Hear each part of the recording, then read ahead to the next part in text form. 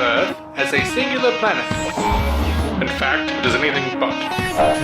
For this is a story not of a universe, but a multiverse, where universes and planets, such as Earth, were replicated and mirrored across a vibrating, infinite plane.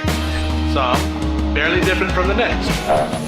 Others drastically so. This is DC On Screen. Every week, Dave and Jason talk about the multiverse of DC properties on film and television. But be warned, if it's been officially released, you can expect they'll spoil it. Welcome into DC On Screen episode 473. I am your host, David C. Robertson. This, as always, my co-host, Jason Goss. Hello. So this episode, we're going to be talking about Constantine, City of Demons, the animated series on CWseed that's produced by David Goyer, Greg Berlanti, and Sarah Schechter, written by J.M. DeMatteis. Positives. All right. This show is animated better than Vixen. Yes. Better than The Ray. Yeah. It looks like it was done very similarly to the Justice League Dark movie. Mm-hmm. He even has like the little like hexagram thing. What do you call them? The little like magic things that Doctor Strange did. Yeah. And they did in Justice League Dark. The out of the palm thing. Yeah. Yeah. Is there a possibility that Matt Ryan did that Constantine as well? So we know that he's at least in two continuities as John Constantine, two different realities. Is there a possibility this is like tied into that reality rather than the Arrowverse reality? Because a lot of shit is different than what it was in the NBC series. Yeah, that makes more sense. There are a couple. There are several positive things about it. Like I like the gore. It makes sense for a Constantine situation. I even liked the John and Chaz metal band. That was fun. Mm-hmm. I have nothing against the backstory where it's an underground kind of like Johnny Rotten-esque metal club or old punk, I guess at this point. Club. Yeah, it would have been punk, but yeah. That is destroyed by a demon. They even keep the idea, which is long-standing, that he brings in a demon to take care of other lesser problems and doesn't have control of that demon. Like, that's the part that makes sense on all levels. Yep. It's just... like, this story would make sense by itself if... Mm-hmm. And I would be really proud of it if I had, never seen the show itself, like the actual NBC live series that is being pimped every single time I hit next on the animated series. Yeah. It's literally like at the bottom of the screen on the CWseed site saying, hey, watch this. Or if you finish the series, it says, hey, you should watch the pilot for this series. So if I'd never seen that thing that they're, as you put it, shoving down our throat, and if I had never seen the, I think, 2-minute teaser footage they put out. Yeah, it's clearly like episode 6 that we don't have. Yeah, that clearly happens after. Where he does kind of the same thing. Like, he brings in a bigger demon to take care of the lesser demon problems. Like, he's got a few demons to deal with, so he brings in some big badass. And, like, I love, even in the teaser, I love seeing Constantine look so nonchalant and just have a cigarette around these giant demon types and look kind of unfazed. That's why we love the character. Mm-hmm. But to watch him in that situation that has no connect to this situation, or to watch him in the situation where, like, Newcastle makes no sense anymore, that has, again, no connection to the live series. It's just, this was weird, man. Yeah, I've looked around, and it looks like Mark Pedowitz, the CEO, or president, or whatever the hell he is, over on CW. I can't remember his actual title, but Mark Pedowitz, that sounds right. But yeah, he came out and he said they couldn't say whether or not it was really connected to the NBC series. And I'm going to tell you right now, it's not. Like, I looked at it, I watched the damn thing. It's not. And if you're curious, so not. Yeah, if you're curious, like, one, he hasn't seen Chaz in 9 years, right? Yeah. That couldn't have been true. Like, there's with a the whole NBC backstory series. of these characters reconnecting after years. and reconnecting with Chaz having an accent that he didn't have before. Yeah, Chaz is a Brit he wasn't in the NBC show. Yeah. Different. Chaz He has a is married to family Renee. now? Well, he had a family in the NBC show, and he was divorced from Renee. Mm-hmm. That all tracks. He's separated from Renee here. Mm-hmm. In the show, I believe his daughter's name was Geraldine, and here's yeah, Trish. Astrologue, the little girl that gets sent to hell during the Newcastle incident, she was, I believe, African American on the NBC series. Absolutely. A little white girl here. Yep. Going back to the comics, it looks like this thing stuck closer to the comics, but very much not so the actual miniseries City of Demons, because that was very, very different. The Newcastle incident doesn't track at all with the NBC version, except for there was a little girl and she got thrown in hell because John called a bigger demon to take care of a smaller demon. Yeah, that's and really didn't know what the hell he was doing. That's it. Like, because the Newcastle incident on the NBC series, I mean, you had, there was like the Newcastle group, there was a Newcastle crew or whatever. Yeah. It was like Anne Marie Flynn and Gary Lester and Chaz Chandler and Richie Simpson. I mean, there was a whole group of people in this thing. It's only Chaz and John. 13 episodes, several of which were built around the other characters that were there. Like, was it Gary that ended up sacrificing himself? Yeah, I think so. Yeah, it had to have been Gary. It had to have been a been while, Gary. so the names leave me. But like, because Richie Simpson he wound up evolving into that other universe or some crap. Like he builds his own universe. Like he's got a whole apparently skill set that they explored. But like he was a great character by himself.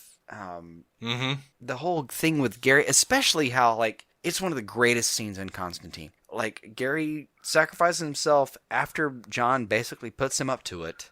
And then you have this moment where like Constantine is just sitting there holding his hand while his like hell basically takes over his friend. And the only thing you have to comfort him at that point is that angel just like sitting there comforting him. Like it's oh god, it's a heart-wrenching freaking scene from that episode. And then later you have him you have Constantine just kind of like getting drunk and looking in a mirror, and it's just like Gary. It's an extremely important part of the NBC series that is apparently not a thing anymore. Yeah. So that's all very frustrating to me. Mainly because of Berlanti and Schechter's involvement in it. I don't know what they're, and we asked on Twitter and I haven't heard a response yet, but I mean, I would like to know, does this mean NBC Constantine isn't a thing anymore? Or is the Arrowverse version of John Constantine with Matt Ryan, is that not part of the NBC universe? Is that, what is canon? That's what I want to know. Yeah. I feel like there are a few versions that are possible. Like somehow it would be way better for me if there's like the Justice League Dark version of Matt Ryan's Constantine that fit with this, but the live action versions actually do meld. Because in the live action version, all he's mentioned is Astra. We don't have any, countermanding factors here. Like it could still be real. I'm starting to wonder if they don't have the rights anymore to any new material with like those actors' likenesses. Like if it's some kind of weird deal with that, like they don't have the rights to that version, but they do have the rights to the comic book version, so they kind of lean back on that. Yeah, and that's one of the things where I would have to forgive all of this.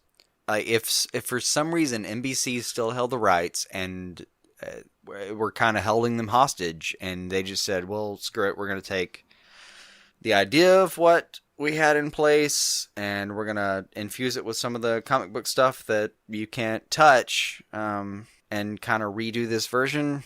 God, it would suck for continuity's purposes, but I'd have their back. Well, I mean, all they'd really have to do is establish that NBC's John Constantine happened on a close but separate universe, and I'd go along with that.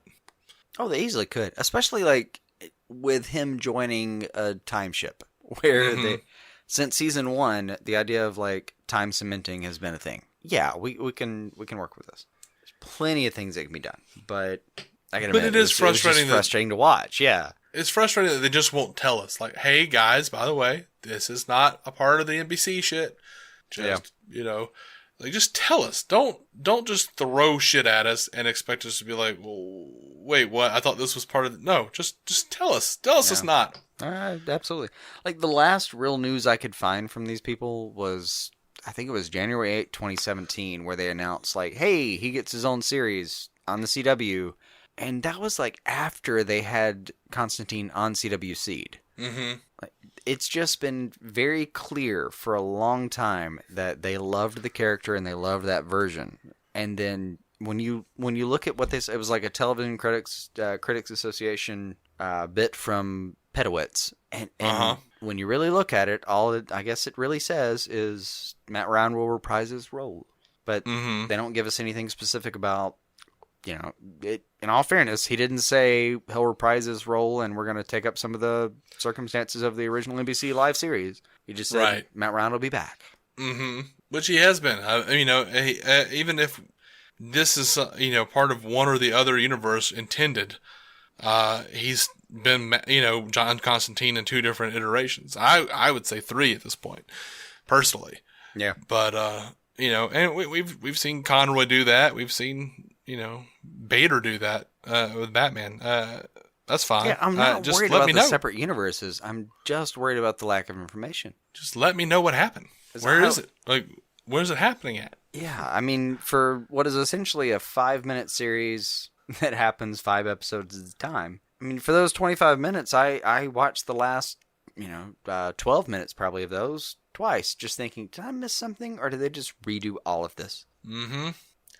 I mean, as soon as he called the British dude Chaz, I went, what? Something's weird. Yeah. I watched that first episode twice. I was just like, okay, wait, what? Because the first time, I didn't even hear what he was saying. I didn't hear anything about his daughter being in a coma. I didn't hear anything about anything. I was just like, how is this Chaz? How is this Chaz? How is this Chaz? I heard all of that and thought, okay, where are we going with this? And then as this, in parentheses, season was wrapping up, I kind of thought, really? What are we doing, man? What's happening right now? Parentheses, you mean in quotations? Quotations, I do. Okay. I do mean in quotations. I was like, in parentheses? What? That can't be you. It makes sense in a way. It does. It's the thing I intended, but not. Yeah, I don't understand this ending on a cliffhanger. Like, honestly, the best thing I've seen of City of Demons was that teaser, and I'm pretty sure it was episode 6. And I don't know why we don't have it. It has to be. Or if it's not episode 6, it's episode 0, and it's like him displaying the ability to harness demons that he didn't have before in a way that, what's his name, Barul or whatever, can appreciate, I guess. Like, maybe the teaser was an audition tape for Barul, I think is his name. Stitch dude that looks like the Shadow King for DC. Uh-huh. Like, maybe that was an audition tape that happened before, but it makes way more sense that that's just kind of our episode 6 that we're going to have to live with, and maybe we'll get another season. We'll see. Yeah. I don't know. Matt Ryan was great. Obviously, he was great. And I even liked the actor for Chaz. I don't think I had an actor behind the mic that I didn't like. It's just they framed it in a way where I was confused and slightly resentful the entire time. Mm-hmm. I feel the same way. Like, intrinsically, I don't know if there's anything wrong with this. It's just they told me different things, and I watched it and thought, "Oh, what now? What the hell?" Yeah, that is the Warner Brothers problem. That is what Warner Brothers does. They tell you certain things, and then they build your expectations to a certain point, and then you get the real thing, and it's not what you thought it was going to be. Yeah, you get the what fresh hell effect. Yep, it's not what they told you it was going to be, and you end up being pissed, and they don't understand why. But we gave you this, blah, blah, blah. Yeah. Anyway, I don't think I have any more on that. I don't either. I can't even tell if I wish it comes back yet, because I want an explanation for where it exists before I think about that. Mm-hmm. I feel you, man. I think that's where I sit, too. We'll get it. We'll get the explanation, but it's going to be a rally. It's going to tax you one way or the other. Yeah. All right, guys. Well, if you enjoyed this segment of us complaining about a thing, John Constantine, or Constantine City of Demons. Mm-hmm. If you enjoyed it, hit that subscribe button on your podcatcher. We do a news episode, probably do it on Wednesday, probably drop on Thursday. And we have a lot of fun with those. Just kind of give our opinions, and if you'd like to join us for that, by all means, come, join. Leave us feedback. Let's talk about this stuff. Bring it. Every episode is on DCOnScreen.com for free. You can join us on Twitter, DC On Screen, Instagram, DC On Screen. And, I don't know, I guess we'll see you, well, we won't really see you. I guess you'll hear us on Thursday. Until then, keep some DC on your screen.